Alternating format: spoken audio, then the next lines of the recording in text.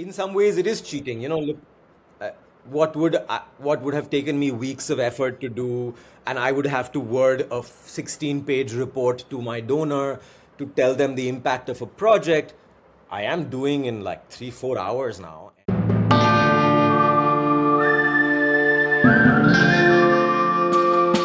2 years ago or three maybe now, there was a big fervor in the world of photography when the best photograph or the best portrait in the world in the Sony Portrait Prize was awarded, and the person who came to accept the prize, who walked on stage, Boris comes up and says, I cannot accept this award because it was prompted on AI. And mic drop. And I think that really sent shockwaves in the world, because what he was trying to prove, that something that was prompted can win the world's most prestigious portrait prize. And so all the judges were flummoxed. Everybody suddenly went, ape shit basically about like, oh my God, this is so horrible. How could he try to con us and blah, blah, blah. But the truth is there were no rules in that framework. And so I think what's interesting is, and Boris has framed a phrase which I love, or a word called promptography, right? So this is not photography, it's promptography. And I think what it does, it lets you imagine. There is something that's happening between photography and what is with AI that I think artists will find liberating. Photographers can find liberating, and it doesn't have to be that one is right and the other is wrong. There's creative practitioners in photography are going to learn how to adapt these tools. They already are.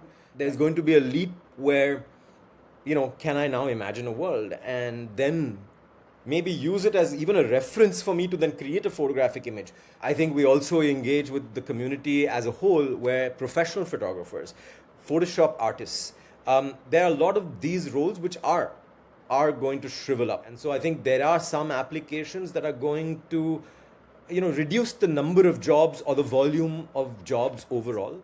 There's a comeback of analog videography, like filmmaking. People are now shooting 35 film to make ad films. The most recent Levi's film with this super celebrity, they were shot in film, and you could feel it. You could feel there was a difference in aesthetic, and people are coming back a full circle. And this is in the era of AI, when you can just do it, right? And I have personally been I was introduced by a few friends to different AI tools. Of course, ChatGPT has become day to day. Now it's become like using Instagram. Everybody has ChatGPT, right? So you use ChatGPT, but I think beyond that, there is a lot more possible with tools like Claude and Base 44 and Perplexity.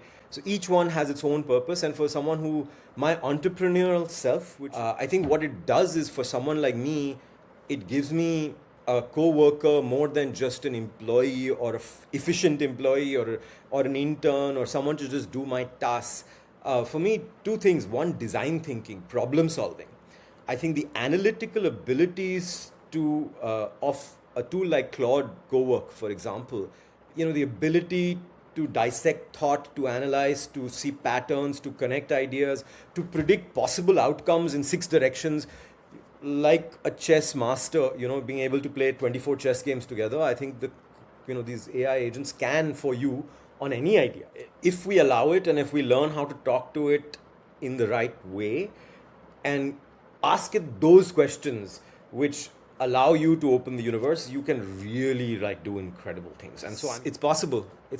I think if you have ideas that you have been struggling to map, for me, some of it was changes in my organization structurally, employee wise, just to see some other analysis and then be able to respond to it. And of course, you don't take it as verbatim. You respond. I converse with it for days to bring it to where I think I'm comfortable. But then when it's there, it's so robust as an idea that, man, I can present this to anyone I want and they will buy the idea. I mean, I can understand why people feel insecure and under fire, because it's new, there's privacy concerns, there's a lot, and it is, in some ways, it is cheating. Look, what would have taken me weeks of effort to do, and I would have to word a 16-page report to my donor to tell them the impact of a project, I am doing in like 3-4 hours now, and it's making me a beautiful Canva document with images. And so I'm like, wow, it is cheating, but I think it's a good kind of cheating. It saves you time. as photographers who are professional, we've always felt threatened by the amateur and the hobbyist who now has a DSLR and the lenses and everything to boot. And that line between who is a pro and who is an amateur is now blurred. But I think you define yourself, like, at the end of the day, what is it? It's another business. If you are a professional photographer, you are in the business, which means you know how to service your clients, which means you know how to deliver on time, and you bring your creative A game. I mean, because I run an open call, we got 2,000 entries from 37 countries. There are a lot of hobbyists that come in, right? Who are who are serious. I mean, the last time the gentleman who won says that I worked in BSNL. I'm still working in BSNL now. I'm almost 5 years from retirement, but I'm very enthusiastic about photography. So I spend all my time and my money on this hobby. And is he not a pro? I don't know. For me, it's the commitment that counts.